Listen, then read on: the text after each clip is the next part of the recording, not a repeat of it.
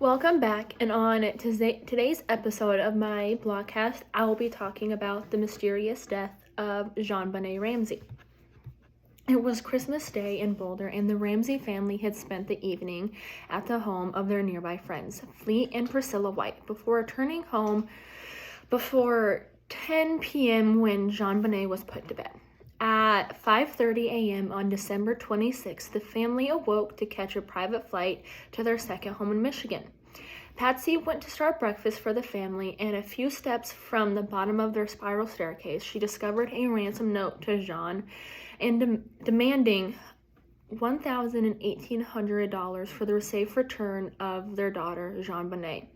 It's also told that Ramsey's not to contact the police, that they would be in contact between 8 a.m. to 10 a.m. on that day. Patsy called 911 shortly after the discovery and put through to dispatch Kimberly Archuleta. Archuleta proceeded to take the details of the crime and dispatched officers to the address. From the 911 call, it is evident that Patsy intended to hang up the phone. However, the call remained connected and Archuleta continued to listen. Police arrived at the Ramsey house, and due to the Christmas holiday season, officers were at the home, leaving less experienced officers to deal with the apparent kidnapping. In the meantime, the Ramseys called their friends, the Whites, to help with the search for Jonbenèt. They arrived shortly after the police and were allowed to enter the house at around 7:30. John left the living room to secure the ransom money for the kidnappers. At 10 a.m., the police searched Jonbenèt's bedroom to keep it from contamination, and at around the same time, the FBI arrived to wiretap the Ramseys' phone. At this point, the window of the time the kidnappers had claimed that they would call had been gone. The FBI left the scene shortly after and left an additional officer with the Ramseys. Detective Linda Arnett from Boulder Police Department suggested that John keep himself busy by searching the house. John and Fleet White eventually found Jonbenèt in the basement just after 1 p.m. She was wrapped in a blanket with duct tape around her mouth and a garnet tied around her neck with a paintbrush that had been used for leverage. 6-year-old Jonbenèt was dead. John carried her body upstairs and placed it on the floor. The police subsequently moved her body to a sofa where she remained until she was taken by the coroner at around 8 p.m.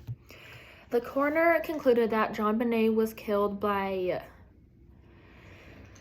strangulation and cranial subdural injuries.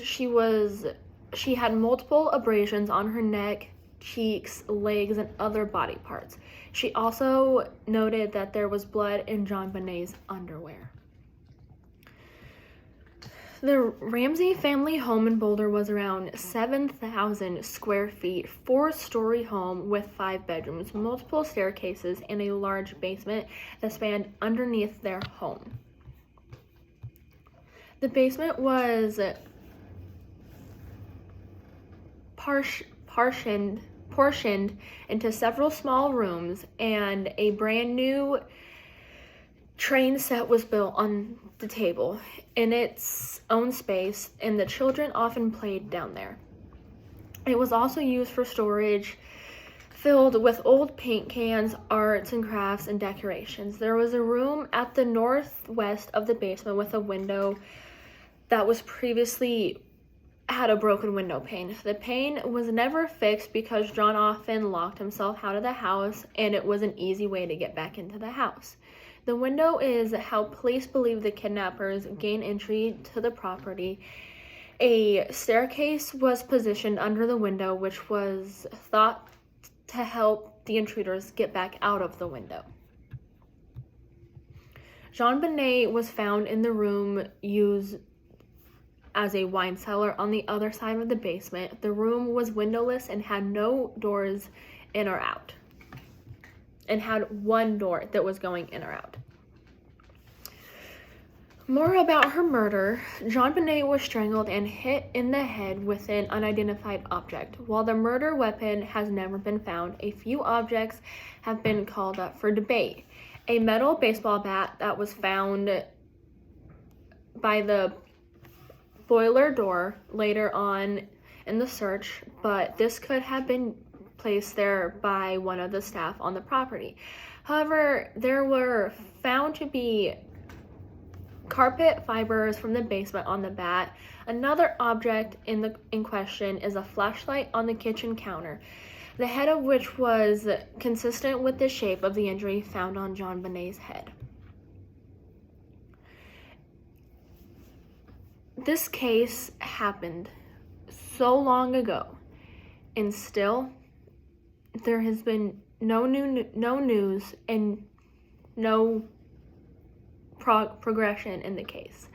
6-year-old Jonbenèt was killed by somebody, and it could have been someone in her family, someone who knew her family, or just a random stranger wanting money from the family that turned bad. But it is so terribly sad that she lost her life at such a young age, and no one has been able to do anything about it.